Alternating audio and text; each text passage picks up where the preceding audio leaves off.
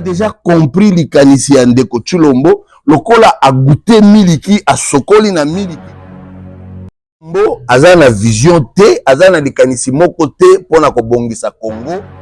Vous imaginez, vous pensez un seul instant des intentions ya ndeko Félix? Non, son intention malveillante, égoïsme na ye ememi ye musika au point que alingi ki bomoto na ye koloka mboka. D'abord, dans son langage, il y a une confusion. D'une part, dans le langage du président de la République, il y a une confusion. Il y a beaucoup de confusion. Oui. Awa Nazoloba, en tant que résistant de la Mouka, nous sommes en 2016 au campus université de Kinshasa. Kamere a démontré eh bien, c'est ce qui se passe effectivement dans notre pays. Constitution qui empêche Ndeko Félix Bakanga, Batulokola, ba Nicolas Kazadi, ba Lingeti, ba Minibi Nyoso d'État, Bakanga Bang. Constitution qui empêche. Même ils sont par contre protégés. Même à Lingeti. Ils sont par contre protégés. Même à Lingeti. Constitution, ils ont empêché Ndeko Tshilombo kofuta ba policier bien. Ndeko Tshilombo alingi acha moto na poudrière et sengeli ba opposants ba se mettre ensemble pour empêcher de brûler le pays. Ndeko Martin Fayulu aleki alobi Ndeko Tshilombo joue avec le feu comme un gamin. Boyoka ki yangote? Boyoka ki yangote? Ndeko Félix, il fait juste le contraire. C'est que un président ne ferait pas s'il aime son peuple, il veut joue sur le plan diplomatique. Mesdames, Messieurs, très chers téléspectateurs de la grande émission Point de Vie, Mbote. Mbote mingi payapi bozwami parce que le lot zui opportunité à se déplacer à la hors plateau. Tolandi le président Jean-Félix Senga. Tolandi pour la nini lelo parce que Minoko Kolobamo mingi à travers la République démocratique du Congo. Révision sur le plan constitutionnel, changement sur le plan constitutionnel. Yango lelo toye pas moi l'amboka Jean-Félix Senga nationaliste. Alimbo le labiso a expliqué biso révision à constitution Nicolas Kisanini, changement à constitution Nicolas Kisanini. Est-ce que na mokolo alelo peuple congolais a koki kopesa sous confiance na accord ya Luanda? Rencontre le président de la République na Museveni, est-ce que Zaline Nzela kimia pour être kimia que dans l'est de la République Jean-Félix Senga Mbote. Mbote.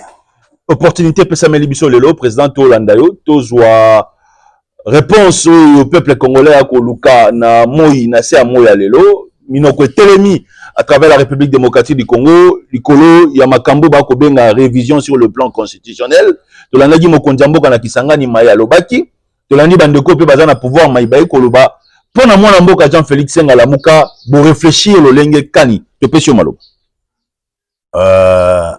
Merci mingi pona motuna na mukuse tokoloba pona la muka soulever sujet ya révision ou ya changement ya constitution ezali distraction munene oyo Ndeko Tshilombo alingi amema na mboka. Il s'agit ya distraction alingi a détourner batu lokola tension ya batu eza tourné vers makambo etali cohésion nationale mais ye alingi a détourner attention ya batu po amema bango na Kuyonville. C'est pourquoi tolobi ezali distraction parce que ce n'est même pas opportun lelo tolobela ba sujet wana. Lelo tozali préoccupé makasi na kimia na mboka. L'insécurité est très généralisée. Insécurité est frappée est ya mboka, insécurité est frappée ouest ya mboka et banditisme urbain ezali pe makasi na ba centre-ville nyonso ya Congo et plus particulièrement na Kinshasa. Ezali ba sujet oyo pouvoir en place eza censé ko s'attaquer nango pour ba trouver solution, ba trouver kimia na mboka, surtout to recouvrir intégrité territoriale. Malheureusement, basi ba démontrer ba limite na bango, banani, basi ba démontrer incapacité na bango, basi ba démontrer incompétence na bango ya ko aborder ba question wana pona ko apporter solution. Banani baoyo bazo kamba mboka. Le pouvoir en place est incapable. Le pouvoir en place est incompétent. Le pouvoir en place n'a pas assez d'imagination, n'a pas assez d'entreprise pour mettre la paix au pays et surtout pour que tu recouvrir intégrité ya mboka. Yango wana balingi ba changer sujet, babima wana bakende ko s'attaquer na oyo ekomemela bango foudre, na oyo ekomemela bango moto. Donc bazoluka balingi sikoyo bango bazika. Yango wana bake kutombola poudrière en voulant évoquer question ya révision ou changement de la constitution. Ponanine, je crois que ceux qui bolandi bango na ebandeli ya pouvoir na bango ba prétendaka que bazalaka na vision. Et vision yango ezalaki ya ko bimisa mboka na libulu pour que Congo ezala pays oyo ezo tendre vers le développement, oyo ba secteur ya mboka ezo sortir na gouffre pour que ba Congolais va se retrouver. Dans aucun secteur de la vie nationale oyo va parvenir kosala quelque chose.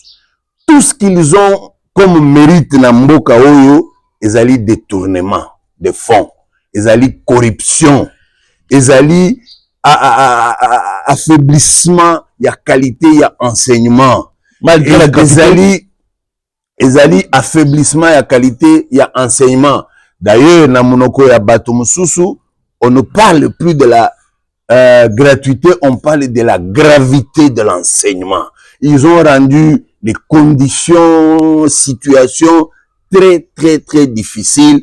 Voilà pourquoi les lots, bah professeurs, bah enseignants, mon côté azo se retrouver. Donc, bah memi misère na niveau moko insupportable.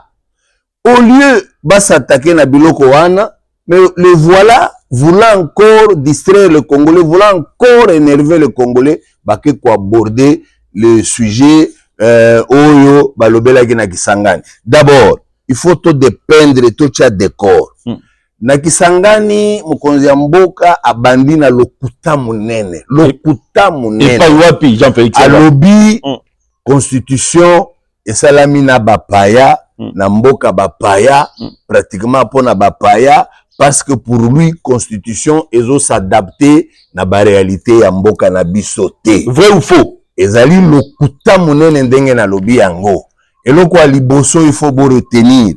Lelo mutu oyo azali conseiller spécial en matière de sécurité ya mokonzi ya mboka azali professeur Esambo oyo a commis constitution du début à la fin.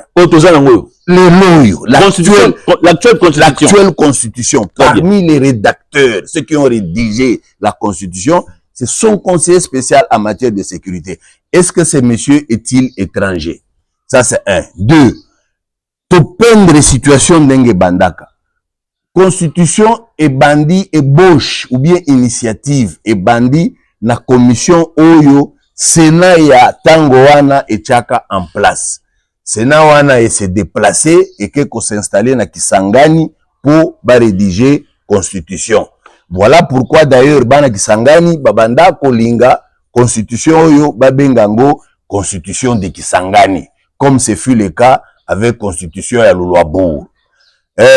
Tango babandi kokoma, ils ont été accompagnés par quelques experts dont professeur Esambo, professeur Mampuya, professeur Bochab, Bob Kabamba, professeur Kabuya Lumuna, le feu Kabuya Lumuna, toutes ces éminentes personnalités, ces matières grises sont congolaises. Bangonde, Basala et Bosch. Et puis, on s'est fait adjoindre peut-être avec un professeur sénégalais ou un belge, je crois. C'est déjà des étrangers, hein? Non. Pour rédiger la constitution d'abord, on ne va pas me dire, n'est censé rédiger la constitution que un national. C'est-à-dire, l'être, esprit, ezali donné par les Congolais eux-mêmes. Très bien. Pour cadrer avec nos réalités. Lesquelles réalités? Vous vous souviendrez, tango tozalaka na constitution et na conférence nationale souveraine. Batouba souleva la question moko problème toza nango na Congo, défaut toza na Congo na Congo, ezali ya kuzwa pouvoir nyonso ko concentrer ango na maboko ya mutu moko. Esengeli tobotola ye ndambo ya pouvoir po to partager yango entre différents acteurs et institutions, de sorte que tu créer un certain équilibre. L'esprit recherché était celui-là, de retrouver l'équilibre dans le partage du pouvoir. Très bien. C'était ça l'esprit. C'est ça même la philosophie de la Constitution. C'est ça même, on peut dire, la moelle épinière de la Constitution Nabiso. Et c'est ce qui a été traduit. Voilà pourquoi vous verrez Constitution Nabiso, ce n'est ni tellement parlementaire, ni présidentiel, ni semi-présidentiel. C'est plus, on a recherché l'équilibre entre le président de la République, le premier ministre, le président de l'Assemblée nationale. On a cherché l'équilibre entre l'Assemblée nationale et le Sénat. On a cherché l'équilibre entre la justice, la cour de tribunaux, ainsi de suite, quand bien même on a essayé de placer la Cour constitutionnelle au-dessus. Donc, ce qui était recherché, c'est l'équilibre compte tenu de ce que nous avons vécu dans ces pays. Donc, vous comprenez très bien que Constitution Oyo, ils ont répondre na ba réalité, na biso. Parce que, quand botali bien, ndeko ya UDPS babanda koloba basala combat pendant 37 ans, na objectif ya combat wana c'était en finir avec la dictature, créer le multipartisme politique syndical, créer la démocratie, au besoin l'état de droit. C'est ce que eux disaient que c'était ça l'objet de leur lutte. Maintenant, pour éviter cette dérive dictatoriale, il fallait effectivement que Botola pouvoir ezalaka concentré na maboko ya ndeko Mobutu à l'époque. Et c'est ce qui a été traduit dans cette constitution. Maintenant, prétendre que constitution Oyo eza ya bapaya est une lacune très grave. Mais ce que Tozolanda Bandeko s'exprimer na radio, il y a quelques articles sur le plan constitutionnel, ils ont posé problème. Le président Jean-Félix Senga. Est-ce que ce que le peuple congolais a vendu, alors il a touché quelques articles, ils allaient déranger les lots, ils ont problème. L'article Oyo Bango va soulever.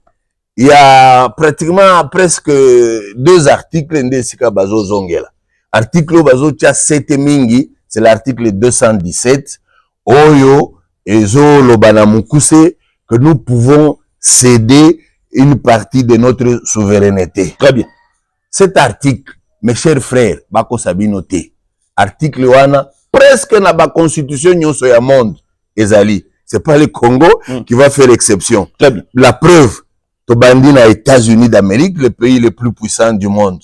Yangope, et céda partie, ya souveraineté na bango. Dengenin. Vous voyez, bisika oyo na ONU, États-Unis et CEDA, pour batonga, installation ya Nations Unies. Installation Nations Unies, wana, ce n'est plus la propriété des États-Unis. Les États-Unis n'ont pas, le droit, ne peuvent pas décider là-bas. Donc, c'est pour tous les pays du monde. Ils ont cédé cette partie de terre pour que batonga, installation à Nations Unies. Prenons pays local Éthiopie. Na Addis Abeba, bisika o baseda mabele pour que batonga ba installation ya Oyoa. Ils ont cédé. Prenons France, bisika oyo atika batonga Parlement européen na Strasbourg, a cédé à l'Union européenne. Et prenons, parce qu'il faut ba Congolais ba comprendre malam. Même parti à souveraineté au balobi, elingi kolobaka kama belete. Très bien. Et il y a plusieurs éléments qui font partie de ce qu'on appelle les éléments de souveraineté. Entre autres, monnaie. Prenons le cas, il y a France, Belgique, Allemagne. Allemagne, il y a Azaka na mbongo na ye, Deutschmark, Belgique, franc belge, France, franc français. au moment où bazui likanisi ya koloba tozala na monnaie commune qu'on va appeler euro, mutu na mutu a sedaka mbongo na ye, c'est-à-dire il a cédé une partie de sa souveraineté. Donc vouloir semer la confusion dans la tête de Congolais que c'est un danger, ça veut dire tokotika mboka ya mabele na biso et pas bapaya, c'est faux. Ça c'est un. De deux, kaka na ceux qui ont dit article 214.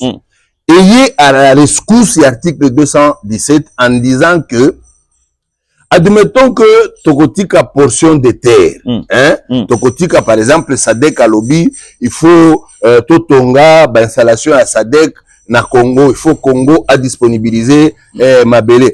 Avant même Yakosalango, il va falloir tout ça là référendum pour que peuple à se prononcer. Donc jusque-là, vous ne voyez aucun risque, aucun danger. Le coup là, Bandegonabiso, bazo évoqué pour Bamemabiso, la révision ou le changement à la constitution. Très bien. Tozoa qui élection à voir, pour tozoa gouvernement, tozeli 3 mois ou 4 mois. Merci pour la motuna wana. Tozoa qui gouvernement, pour tozala, après élection. Oui. Constitution et lobby boye. Ce qui touti na maponami est que majorité et se dégager chef de l'État a nommé directement premier ministre de constitution et lobby. Et constitution et yé kobakisa. Ce qui majorité et se dégager té. Chef de l'État à ce moment-là a nommé informateur oyo a décelé majorité pour que ba nommer premier ministre. Dans constitution et lobby. Pour le cas précis à Congo, biso touti na maponami ya muyibi, que nous avons appelé simulacre d'élection, oyo kadima s'était vertué ya konomé batu. En nommant, on a donné na union sacrée 94% ya ba députés ya Assemblée nationale. Union sacrée azalaki dès le départ na plus de 450 députés. Donc la majorité était déjà dégagée. Tina ya konomé informateur ezala quitté. Il fallait ba nommer kaka premier ministre. Le kola ndeko Tshilombo azana vision te, azana likanisi moko te pona ko bongisa Congo, pona ko travailler pona bolamu ya peuple congolais. Il voulait gagner du temps, il voulait perdre du temps. C'est l'individu qui a voulu perdre le temps, ce n'est pas la constitution qui a fait perdre le temps. Très bien. Voilà pourquoi Anoma qui est informateur a payé 30 jours comme la constitution le demande. Dans le cas où majorité s'est dégagée, pourtant nous on en avait. Très bien. A payé 30 jours. Ndeko informateur a que comme Moussa Lagosa les a quitté, dans moins de 15 jours à Zongi na rapport. Voilà, on le renvoie encore. Oh non, on te donne encore 30 jours pour aller faire quoi? C'est eux qui ont perdu le temps parce qu'ils n'avaient rien à faire. Très bien. Il faut que Congolais baye bango bien pour que distraction est constatée. En plus de cela, tango baye nommé premier ministre, YP a eu plus de 45 jours pour nous consulter. Vous voyez que le théâtre a été plus dans le cas du tenant de pouvoir, mais maintenant, bazo mona ba Congolais lokola bazoba bazo comprendre bazo sosole l'autre côté. Allez, balingi ba évoquer question comme la difficulté. Et ça difficulté c'est eux qui voulaient prendre du temps parce qu'ils n'avaient rien à faire, parce qu'aujourd'hui, regardez, 100 jours à gouvernement après, il n'y a rien de significatif, il n'y a rien sur le terrain. C'est pour vous dire, nos amis veulent nous amener à Koyonville. On a déjà compris l'ikanisi ya Ndeko Tshilombo, le kola a goûté miliki, a sokoli na miliki, a aligné à se cramponner na pouvoir, c'est pourquoi il parle d'un changement il y a constitution. Parce que d'abord, dans son langage, il y a une confusion. D'une part, dans le langage du président de la République, il y a une confusion. Il y a beaucoup de confusion. Oui. Il dit aligné à ça la révision. Article 220, article verrouillé, bako touché te, pour ba toucher yango, et sengeli peuple, azala appelé au référendum pour se prononcer. En même temps, aligné, va changer mandat. Oh, c'est déjà l'article 220. En même temps, aligné, yé abanda konomé ba gouverneur. Or, c'est verrouillé par 220. Vous comprenez la confusion là entre les deux. C'est-à-dire, Bango, aujourd'hui la constitution, le président actuel a Goleka, mais constitution est pour la lobby. Vous imaginez, vous pensez un seul instant d'intention Yandeko Félix. Non. Son intention malveillante, égoïsme nae et memi musika au point que alingi ki bomoto nae koloka mboka. Il a toujours dit qu'il est démocrate, hein, il va respecter la constitution.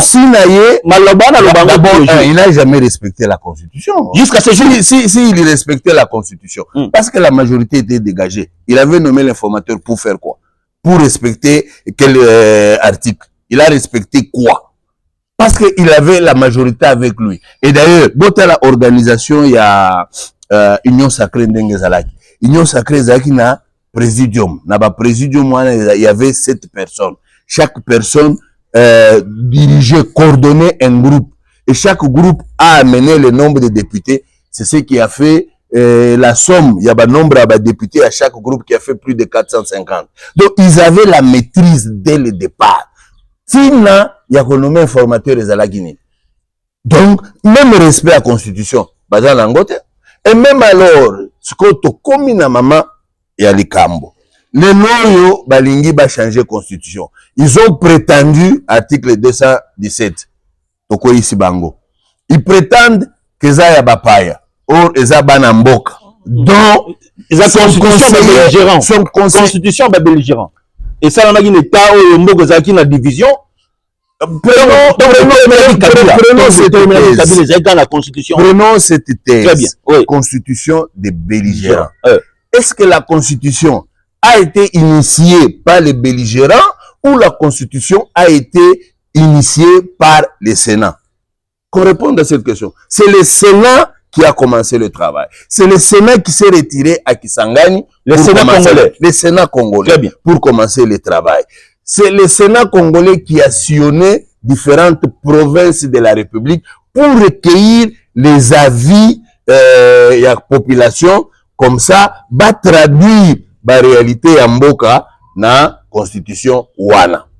Là où nos amis veulent jouer au malin, là où bazo pousser ruse na bango musika, bazo pousser esprit na bango ya kimoyibi ya lokuta musika, ezali en s'appuyant sur l'article 207, nde oyo na la kisibino polele, soki lelo, ok na Sénégal, na Côte d'Ivoire, na Bénin, na Mali, na ba Centrafrique, article wana okutango. Très bien. Parfois libéré lolenge moko. D'ailleurs, oyo bazo loba constitution ya bapaya. Ça donnait l'inspiration la Belgique nous a copié nous. Au sujet ya architecture, il y a cour constitutionnelle. La constitution ya belge ezala quitté. Ba s'inspirer la constitution na biso nde batie yango en place. Et même la France nous a copié un article dans notre constitution. Nous, notre constitution a été promulguée en 2006. La France s'est inspirée de nous, a modifié sa constitution en 2010 en s'inspirant de notre constitution. Comment quelqu'un qui connaît tout ça, s'il connaissait, parce que son propos a prouvé qu'il connaît rien de la Constitution. Il connaît rien de l'histoire autour l'environnement, l'aéropage, il faut pas dire ça, il faut pas dire ça. Les conditions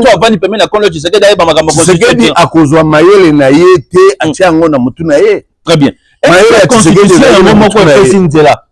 Qu'il faut modifier yango ou bien réviser yango. Oui, très bien. Constitution, yango moko, et le lobby, on peut modifier la Constitution. Très bien. Mais il y a des articles verrouillés auxquels on ne peut pas s'attaquer. Très bien. Or, lui parle de la révision, mais entre-temps, il évoque articles verrouillés. Par exemple, Yazo Linga a renommé gouverneur. Non, on a créé l'équilibre entre le pouvoir central et le pouvoir provincial. Très bien. On a voulu créer cet équilibre, effectivement, pour éviter la dérive dictatoriale. Mais maintenant, il y a combattant dictature, alingi tozongisa dictature par les textes. C'est normal. De deux, la Constitution elle-même dit dans quel cas on peut réviser. En cas de guerre, on ne peut pas réviser la Constitution. Maintenant, awa. Toza na guerre te. Les malins vous diront que comme on n'a pas encore déclaré la guerre juridiquement, on n'est pas en guerre. Ils vont dire ça. Très bien. Je peux concéder. Juridiquement, on n'est pas en guerre.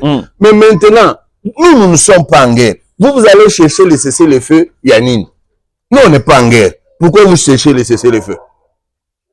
Juridiquement, vous cherchez le cessez-le-feu. Juridiquement, on n'est pas en guerre.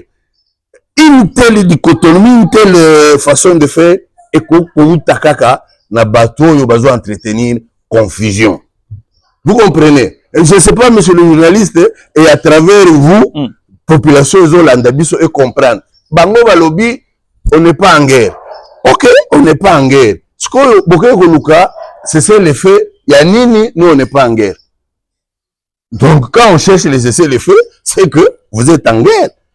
Donc, en temps de guerre, on ne peut pas toucher à la Constitution. C'est la Constitution qui le dit. Très bien. Ça, c'est un. Deux, la Constitution lobby, en temps, il y a état de siège. On ne peut pas réviser la Constitution. Mais nous avons un garant de la nation. État de siège, donc, c'est-à-dire, la raison nyonso oyo a défendre pour que l'état de siège ça va tomber parce qu'il a la malveillante idée il y a modifier la Constitution pour qu'il se maintienne au pouvoir. C'est juste l'objectif. Objectif, ce n'est pas la Constitution va apporter la réforme oyo et que tombe la mboka, mais ce qui compte pour lui va apporter changement pour qu'il y ait un individu atikala na pouvoir. Le Congolais nini azana souci ya komona ndeko Tshilombo na pouvoir. Congolais nini? La vie de Congolais est au béba chaque jour. La vie de Congolais se détruit chaque jour. Congolais ne se Congolais ne sont pas encore le référendum pour modifier, tu peux pas réviser la Constitution. Non, Congolais n'ont sauté. Nous avons un problème dans notre personnalité bisoba Congolais. Le noyo, d'abord, je crois que Nasali émission Moko n'a démontré biloko mibale oyo ezo zanga biso ezo salaete que les gens se comportent comme ça. Dans d'autres cieux, dans tous les pays du monde, tant que la situation est comme à Kaboye, les gens recourent à l'élite. L'élite intervient, prend en charge les dossiers, départage les gens. Mais il se fait que la pauvreté qui a frappé le Congo fait que presque tout le monde est devenu flatteur. Tout le monde veut flatter celui qui a le pouvoir de donner une parcelle de pouvoir pour que Moutoua soit libre. Tout le monde veut le flatter. Même ceux qui ont dit Magamboa, mais parce que yo na posa, ba remarquer yo, ba tia yo ka, na posa, ba pesa yo pe possibilité ya kozwa lipa, ya koyiba, eh bien, oko flatter. C'est ce qui se passe effectivement dans notre pays. Flatterie et soit les déçus. C'est ce qui fait que l'élite congolaise, sur le terrain, a se manifesté, a absente. Contrairement à la Bipa et Moussos. Tel exemple, c'est pas un pays européen, c'est un pays africain, le Sénégal. Wade aye asali deux mandats. Tant Wade alingi va modifier la constitution pour qu'à ça la troisième mandat, c'est l'élite sénégalaise qui s'était réunie, ils ont réfléchi, ils ont fait des propositions, ils ont un nom appelé au peuple, on a chassé Wade. C'est ainsi que Macky Sall ayaki abimi. Macky Sall a sali deux mandats. Na deux mandats na ye asali musala kitoko. Mais sous l'influence yaba français, alingi a modifié la constitution, atikala na pouvoir. L'élite s'invite encore au chapitre, ba réfléchir, ale ba bengisi peuple, ndo botaki ba sonko, ba nini, ba chasser Macky Sall. Vous voyez un peuple comment il agit, il travaille. Et c'est ce qui manque chez nous. L'élite congolaise, elle, ça allait flatter. Le noyo nazo sepela mingi na sujet oyo.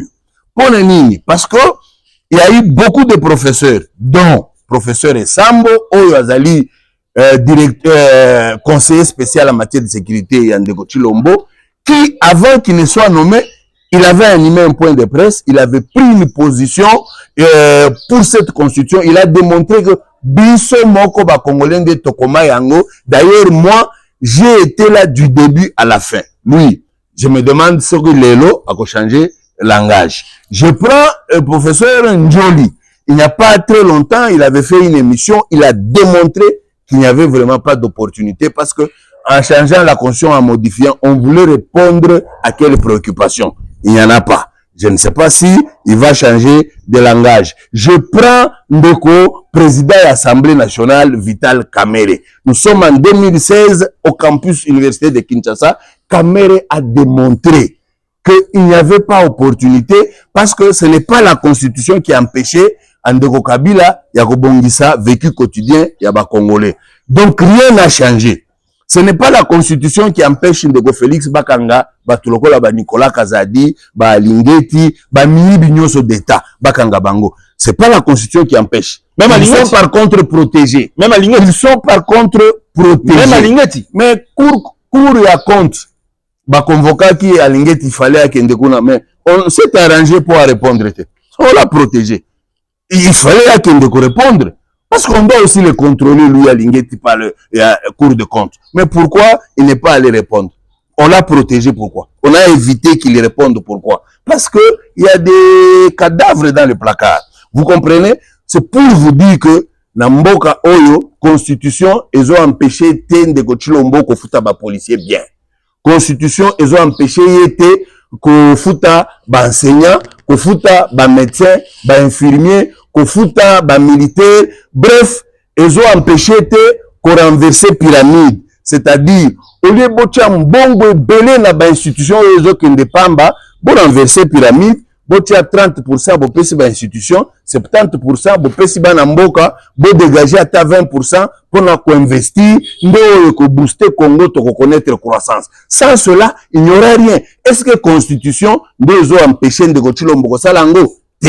Pas bien. Donc, il n'y a pas opportunité de modifier la constitution. C'est par contre la personne qui n'est pas à la hauteur de la tâche. C'est ça la réalité. Ndo Seigneur solo ba congolais. Très bien. Est-ce que le bloc Salami, Moïse Katumbi, Bino Lamuka, FCC, est-ce que le bloc Salami vrai ou faux? Bloc Salami n'est Parce que Bino Tubo pas de révision constitutionnelle, ne touchez pas ma constitution. Na sepeli mingi na motuna oyo parce que écouter ba congolais ko comprendre quand même quelque chose. Oko le kanaba média ebele, okuta journaliste avec tout le sérieux. Oh, vous l'opposition vous n'êtes pas ensemble. Qui dit aux journalistes, qui dit aux médias congolais? Opposition non, je parle. Opposition je parle. Qui dit aux médias congolais que les opposants ne doivent être qu'ensemble? C'est au nom de quoi? C'est quelle loi? Ça existe dans quel pays où les opposants sont toujours ensemble. Les opposants, il leur arrive de se mettre ensemble pour un objectif, pour un but. Comme c'est le cas. Comme Ndeko Tshilombo Alingi, Acha Moto na poudrière, et Sengeli ba opposants va se mettre ensemble pour l'empêcher de brûler le pays. Si lui ne tient pas au pays, ne tient qu'à sa personne, nous tenons au pays. C'est tout ce que nous avons de meilleur. À ce moment-là, l'opposition peut se mettre ensemble pour lui barrer la route. Ça, il faut qu'il le sache. Donc, c'est raison, but, oyo, et koki kosala que, batubaz à l'ensemble, et ça, y a qu'on protéger Mboka. C'est dans ces conditions que les opposants peuvent être ensemble. Qu'ils disent, opposition, Yanzala. Maintenant, on se met dans quel cas? Qu'est-ce qu'il veut dire? Il veut dire, opposition Yanzala. Pour dire opposition faible, il veut dire opposition Anzala pour dire Bazan Mbongote. Moi, j'ai jamais connu une opposition dans ce pays. Pendant l'opposition, Bazan Mbongo, Bazan riche. Parce qu'on ne finance pas. Parce que la constitution Nabiso, c'était tel que les partis politiques devraient être financés par le gouvernement. Mais on n'ose pas le faire. Donc d'abord, il y a mensonge, il y a malhonnêteté. Il y a un thème mabé de ne pas vouloir respecter la constitution à ce niveau-là. Au Royal Golobate, il y a un zan. Non, vous avez porte-parole l'opposition, elle n'a mot à dire dans l'institution. Ça, c'est encore quel raisonnement. Biso, tokokaki kozala na porte-parole et opposition te, parce que biso opposition, tu reconnaîtras qui t'est Ndeko Tshilombo parce qu'il est issu d'un simulacre d'élection. Voilà la logique. Voilà la logique. Nous sommes restés logiques avec nous-mêmes. Nous sommes restés cohérents. Nous avons dit, il y a simulacre d'élection. Nous avons dit ces résultats-là, ce sont des résultats qu'on ne peut pas reconnaître. Mais comment après, nous allons encore nous constituer en opposition pour donner à Tshilombo un porte-parole, comme pour lui dire, nous te reconnaissons comme si tu es passé en bonne et due forme. On connaît comment ça a été orchestré par Ndeko Kadima. C'est de ce point de vue-là qu'on n'a pas un porte-parole. Et même alors, si on n'a pas un porte-parole officiel, ça nous empêche de parler à Wanazoloba en tant que résistant de la Mouka. Il a fallu que porte-parole à Tindikanga, juste tango ndeko Tshisekedi auti ko lobela bandeko na biso ya Kisangani lokuta que eza constitué à Bapaya. Le lendemain, ndeko Martin Fayulu aleki alobi, ndeko Tshilombo joue avec le feu comme un gamin. Boyoka ki yangote? C'est pour vous dire, pour prendre la parole, pour nous inviter dans le chapitre où les autres se présenter, na table et mboka, on n'a pas besoin d'un quelconque porte-parole. Nous avons le devoir de jouer notre rôle. Et c'est ce que nous faisons et nous le faisons de la bonne manière. Très bien. Et monsieur Sili, dernière question. Ah, Koloba, débat, à qui sur le plan de la Constitution, Kounananga ko avancer, tension est à l'icolo Jean-Félix Senga. Église catholique et lobby, église de réveil, Basangana qui barre le bakalamingité. Mais l'Indio peut sa message à Kimia. Depuis président de la République, Tina fonctionnaire à Souka, depuis opposition, Tina Katanga, Tina Kolwezi, Tina Bunagana, message à Souka, où le peuple congolais va retenir une émission. Message à Souka, où le peuple congolais est singulier à retenir. Les lots qui sont la confusion, oyo, na situation gravissime, au Tozanango, ezali à cause de mauvais choix, Yandeko Félix. Yenda Salaki, ba choix ya mabe, tango il tâtonnait, quand on lui disait ne fais pas ceci, il s'entête, ne fais pas cela, il s'entête. Yenda mema biso boy. Au point que les lots, ceux qui Nathalie, oh, il a été en Ouganda. Mais à un moment donné, je me dis, mais finalement, à la présidence là, ou dans l'UDPS là, la machine politique n'existe pas. Bango Baza, on a créé Kadiosha Lokuta. Museveni, il est de plein pied dans Makambo toujours vivre. L'armée à Ouganda vient en soutien à M23. Tango M23 Bazui Bunagana, qui leur a ouvert le couloir? C'est l'armée ougandaise. Qui est l'armée ougandaise? Qui est au Congo? Qui est au Congo par la volonté d'Ndeko Félix. Vous voyez un peu cette confusion. Maintenant, tu vas voir Museveni. Museveni va faire quoi? Museveni joue au malin. C'est un hypocrite. Donc la paix ne peut pas venir de Museveni. Tu prendrais le pétrole, tu donneras à Museveni. Museveni ne nous donnera pas la paix pour autant. Ils exploitent les gaz, ça ne suffit pas. Ils prennent de l'or, ils entrent, ça ne suffit pas. Donc Museveni, c'est un hypocrite. Museveni, c'est un hypocrite. Est-ce que monsieur Félix, lui, ne le comprend pas de cette façon-là? Prenons. Il y a à peine 3 mois, les États-Unis avaient déclaré qu'il y avait au moins plus de 5000 militaires rwandais sur le sol congolais et qu'il fallait que ces militaires ballonnent. Les mêmes États-Unis avaient déclaré que l'armée ougandaise était au Congo, était aussi en train de nuire au Congo. Ndekoumouya et Alekina Télé va poser des questions à dit, ah bon, nous allons nous informer, comme s'ils ne sont pas au courant. Depuis lors, ils ne s'étaient jamais informés pour que le long de Félix a qu'un à Ouganda, Koluka Kimia. Disons-nous ceci. Chercher la paix auprès de Ouganda, c'est se mentir. Chercher la paix auprès de Rwanda, les accords de Londres, c'est se tromper. Chercher l'appui des Américains, c'est se tromper.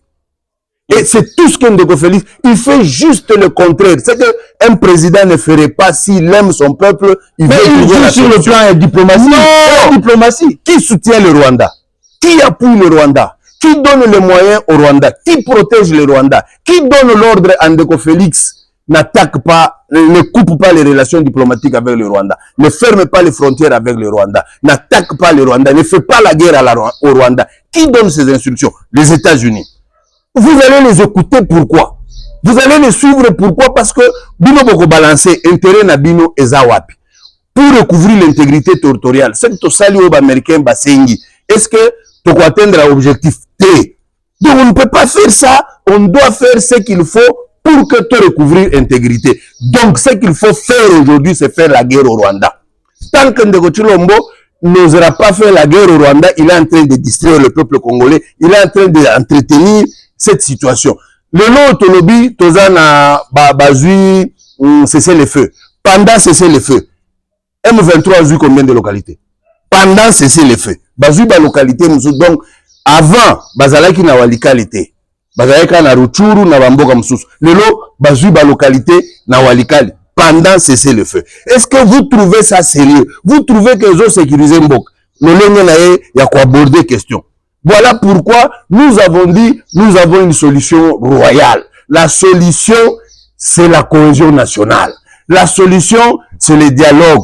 Tant que Ndeko Tshilombo azo éviter le dialogue, ayebi nini azo bomba nini, pour nini azo banga. C'est pourquoi il prétend qu'il n'y a pas de crise au pays. La crise est multiforme dans ce pays. Tous les combats, le compartiment Yamboka, il y a crise. Et pour bien dire les choses, comme l'a dit le cardinal Ambongo, le pays est en faillite. Un pays en faillite, et Sengeli, classe politique, et se retrouver pour réfléchir, prendre des voies et moyens qui s'imposent pour sauver le pays. Nous avons l'obligation de sauver ce pays. Par contre, la stratégie, la méthode, les moyens employés par le pouvoir en place, ils ont enfoncé davantage le pays. C'était Jean-Félix Senga. Il a parlé avec son cœur. Plateau Ezali Polele. Porte émission Ezali Polele. Ozali Moutou SID, FCC, IDPS, Union Sacrée, Yakawa, Société Civile, Yakawa contredit moi en Boka Jean-Félix Senga, la manso à lobby. Parce que le peuple congolais a un posa à sourire pour la lobby. Tu peux si l'on gagne mingi na bonzeke ouais côté ces émissions lelo déjà zo partager en gros winner azali na sima caméra. Un grand merci à l'archbishop Coutinho Fernando depuis Paris. Tu peux si l'on gagne mingi honorable Ntingi pour l'espace na Giga Real na ndeko nanga côté ya Régie Roger. Soki nzamba zongi lobité mikolo ezali ko ya tokutani. Merci président. Non, merci parce que vous avez opportunité d'éclairer dans nos populations au lieu de bateau bazo induire une erreur. Donc constitution est ma bête. Constitution c'est parmi constitution qui toko au Congo et Zoa. Très bien. Constitution au ba pesi nzela ke moto asala ikala na Assemblée nationale premier ministre ba futaka eza ma bête. Est-ce que constitution ancien chef de l'État aura $600,000 ba futaka eza ma bête. Eza constitution le bibo était. Eza bon. Wana eza ba loi annexe. Ne confondez pas, c'est pas la constitution. Donc ton vendre discuter la loi wana. Ça n'a rien à voir avec la constitution. Très bien. Ça n'a rien à voir. C'est comme j'ai suivi même Ndeko Moko aye ou comment bolingi to toucher constitution te batu mususu bazo se présenter na ba poste ebele ye moko député national yo est-ce que c'est la constitution? Ça c'est la loi électorale qui n'a rien à voir avec la constitution. Merci président. Lelo tozaki na mbano pe privilège ya kozwa mwana mboka Jean-Félix Senga tokutani mikolo ezali koya na nzela ete Congo ebonga Congolais lobi a se retrouver. Ciao.